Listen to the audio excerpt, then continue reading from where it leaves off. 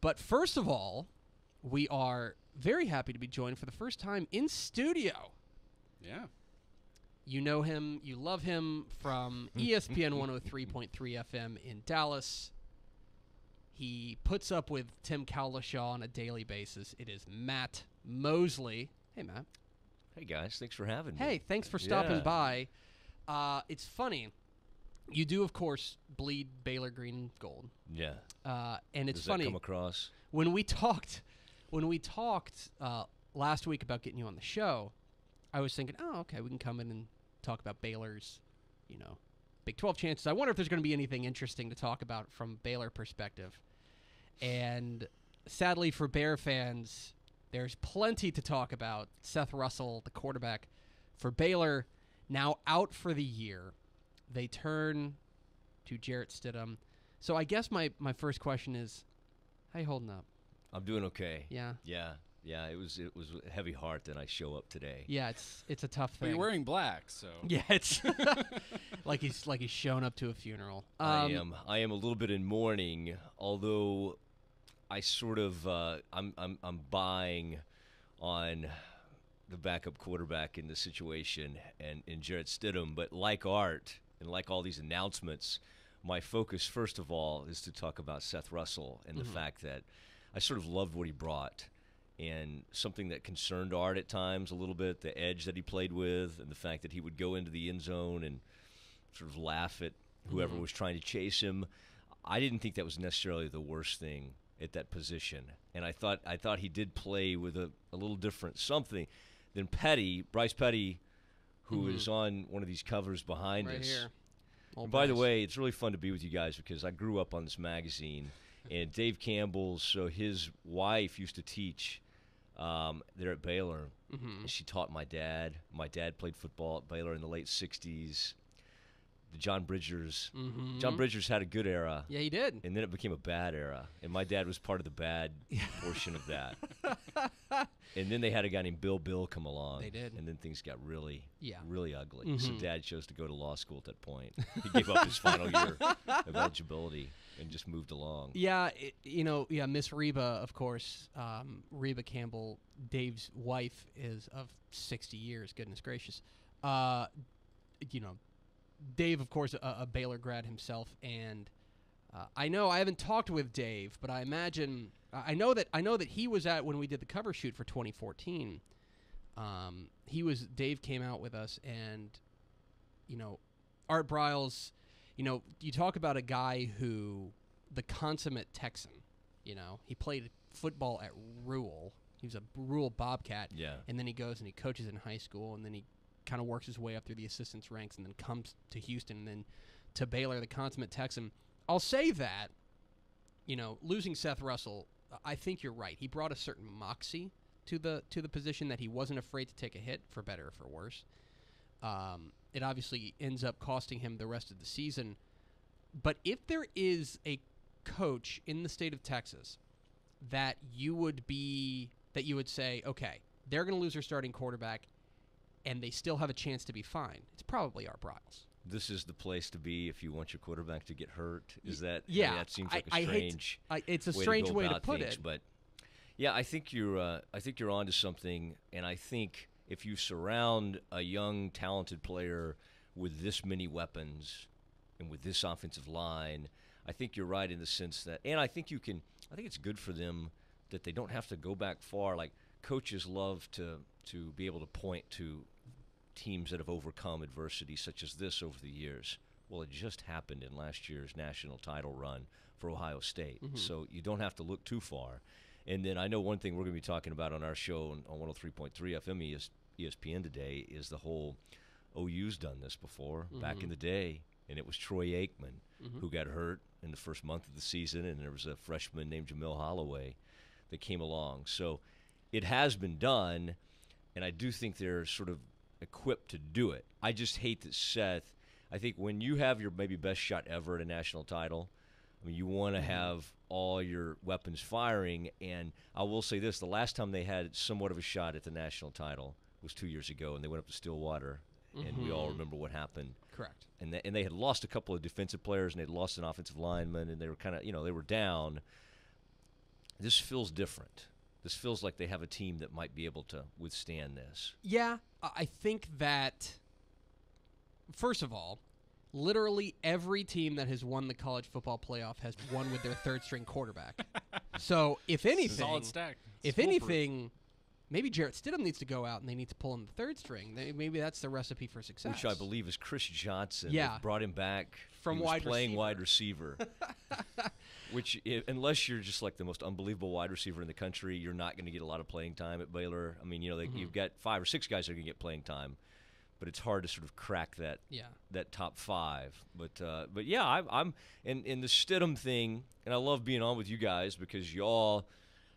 I pay attention to high school football, but it's mainly Lake Highlands because that's where I live, and that's a struggle right now. It is a struggle. And then a team I'd like to see you guys do more on, especially Kaufman. I saw those tweets. Thank you. Here we go. Yeah. Thank you. Kaufman Lions. I don't think Greg follows me yet, but thank you. I really appreciate you following me on Kaufman Twitter, tweets. Max. Yeah. Don't you worry. No, I appreciate it. I've been holding off. Yeah, I know. I've been You holding. wanted to see how today was going to go. I've been holding you hostage to come on the show feel- before I follow you. Yeah, I feel like you really are holding back on me. Yeah. Not to call you out on that. That's but, fine. But anyway, Stidham, I know there was a lot of excitement around Baylor. What I love about college teams and college fans is when they have a player, it's like the greatest thing in the world when they get a recruit. And then when Tech somehow lost him, I'm sure there's a whole story there that we won't get into.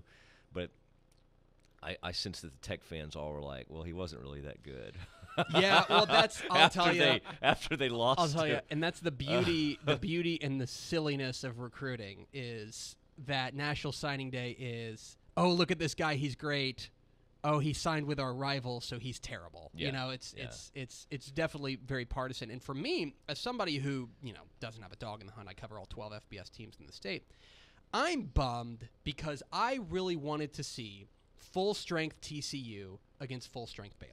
I think that was the game that if you don't have a dog in the hunt, or even if you do, I think that's the game everybody wanted to see.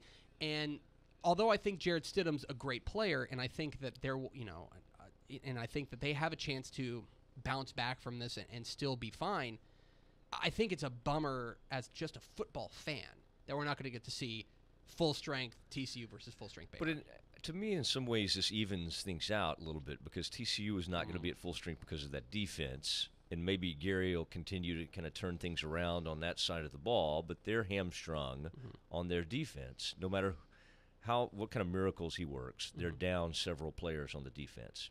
Baylor now loses a Heisman candidate quarterback. And so in some sense, maybe this sort of evens the playing field. I didn't want to even the playing field. You would have preferred, Yes. You would have preferred that it be But tilted. I would be shocked. I don't know what you guys think, but if both teams remain unscathed when that game happens, because I think there are a lot of places you can. And TCU's they've had 2 incredible near misses. Or near losses so far. And that's the thing is that, TCU still got to go to Norman, and all of a sudden Oklahoma looks like that loss to Texas only made them mad is really all that happened. And, Baylor's got to go to Oklahoma State, which is by no means no pushover. They haven't won there since the 20s. And then they have to go for Baylor, what strikes me is that they are entering really the heart of their schedule, and to lose, I wouldn't say the most valuable player, but maybe at least the guy who triggers it all at that time, if you were to lose them in the non-conference and you were to lose them maybe against Kansas, that's one thing. To lose them going into a stretch where in a matter of 13, in over the course of 13 days, you're playing in Fort Worth, in Stillwater, and home to Oklahoma. To me, that's a huge part of this as well. Yeah. No, I think he's being thrown into an incredibly difficult situation. So let me ask you now. And that Texas game doesn't look. Hey. A lot of people were laughing at the Longhorns. I may have been part of that. Who knows? And now I like how Charlie Strong's name came up for another job. It's like that's coaching. 2 weeks removed from let's run, or 3 weeks removed from let's run this man out of town. Who's next at Texas? And then you got somebody on, who was it, Brett McMurphy or whoever on ESPN basically saying, well, Charlie would listen if Miami comes calling. Why? Yeah. Unless you're thinking I'll just use it as leverage to get more money, that doesn't seem like the right timing. Yeah. 2 wins are nice for Texas, but I don't think Charlie's exactly thinking, hey, let's get another raise here. I think Charlie's going to need a few more wins before that. But Texas, and it's good for the conference for Texas to at least be competitive, because they did not look competitive against the Frogs a few weeks back. He's Matt Mosley. See his fine work, or hear his fine work, rather, on 103.3 FM ESPN in Dallas. Can't let you get away without talking some general Big 12. We're going to put you on the spot. You got to make a pick.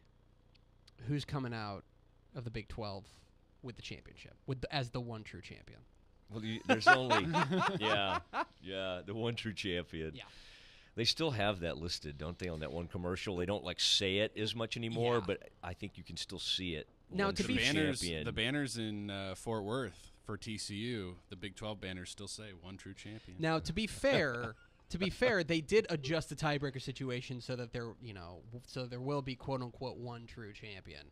So, if you were to pick one team in the Big 12 that you think is going to win the Big 12, sitting here, it's October 27th. Yeah. Nobody will hold you to it, although this is being recorded. Well, this will, posterity. Of course, people and TCU fans especially will think this is biased, but I still think Baylor has too much firepower and they've got back-to-back conference championships. The one team that scares me the most right now is not TCU. It's the team you mentioned. And going to Stillwater, I hate the thought of that, but that Oklahoma team, sort of something happened in that game, and they never lose 2 straight games under Stoops. So I am worried about that game, but it is at home. Baylor seems to play incredibly well at home. Stidham will have, at least a game under his belt by then. So, give me the Bears. Okay. Yeah. All right. How about you? Wow, you're going to make me make a pick? I think. Yeah. No. I mean, you're not just a moderator here. I'm going to stick. You're right. I'm going to stick with what we said in Dave Campbell's Texas football in the preseason, and I'm sticking with the Frogs because I've thought for a long time that the decisive factor in the Big 12 race was that Baylor had to go to Fort Worth. And Baylor away from McLean Stadium versus Baylor at McLean Stadium, I think, are 2 different animals. So I still think I don't think the Frogs run the table. I think that a loss in Norman is very possible, but I do think that they beat TCU, and then at that point, who the heck knows what happens with Oklahoma in the tiebreaker situation. But I think the Frogs, by virtue of playing Baylor in Fort Worth at Amon G. Carter, I think that's what gives them the edge. I sort of think that the Patterson-Bryles thing is one of the greatest things that ever happened to the conference. To have true, and you'll see them sometimes. They'll bring them up to Bristol and put them. They'll go take them through that car wash, and they have to sit on a couch together. And you can almost sense, what's going through their minds, and they have to sort of play nice in those situations. But in those relationships, what happens is you just get little passive-aggressive type shots back and forth. And Gary had it with the whole horrible situation with what happened at Baylor, and that's just incredible. And I know we're not getting into that today, but it's an embarrassing situation for Baylor, and even being alum, some of the things that happened in that case, just sickened me to the point where I did some real soul searching on, when I go on the radio and talk about this, I'm not going to come across as like some sort of, I'm to defend Baylor on this. There are certain things you can't it's hard to defend. Do that, But now Gary, and being Gary, when he had some issues, which admittedly weren't the end of the world, some players stole some beer from a fraternity party. I believe that's probably happened in the past. Yeah. And now they shouldn't have beaten them up. Sure. That's kind of an ugly Just scene. Take the Keystone Light. But then, but address your team, and you don't really need to go, well, it's not anything like what's going on down south of us. Well, that was such a passive-aggressive. As somebody who yearns for the days of the Southwest Conference, to see a coaching rivalry like we you don't had. look old enough to I be know. like a Southwest Conference kid. Look who I work for. I work for Dave Campbell's Texas I know. Football. So you've at least You know, I am. That's where I grew up. The Southwest Conference is, to me, it's the greatest conference that ever existed. And so as a guy who yearns for it, one of the great underlying stories of that was that every coach tolerated each other and nothing more. That's what I liked about the Southwest Conference. And I wish, so having Art Briles and Gary Patterson battling back and forth is fun. Is fun for me. I like the seething that goes on. It's a lot of fun for me. Yeah. That's just me. I think it is fun. And I think doing this with you guys, this format is fun. Hey. I'm so used to. All right. Listen to this endorsement. No, and I'll bring it up on the radio today. The but hostage den here isn't too scary. I mean, Is there anything you'd like to say to your kids? That's right. I find the lighting in here is fine. I don't feel like a hostage, but in radio, there's a pacing that happens because a commercial's coming up at any time, and boom, it's about to happen. Yeah. We got And all though day. y'all have all kinds of incredible sponsors on your site, we're not immediately interrupted. Oh my gosh, we got to stop. And so, but every time there's a pause between us, I do kind of think like I'm supposed to do like a D&M leasing spot or something. Are you really No, I getting think. nervous? Hey, isn't it time for me to talk about a car? Yeah. Or where? I'm glad you brought that up. Ozarka is a proud sponsor of DCTF Live. This is really good water. He I is have to say that. Matt Mosley. I've enjoyed it. Check out his fine work on 103.3 ESPN in Dallas, and follow him on Twitter as I am doing right now. It took you long enough. At Matt Mosley. Yeah. Matt, appreciate you stopping by, man. Yes, it was a lot of fun.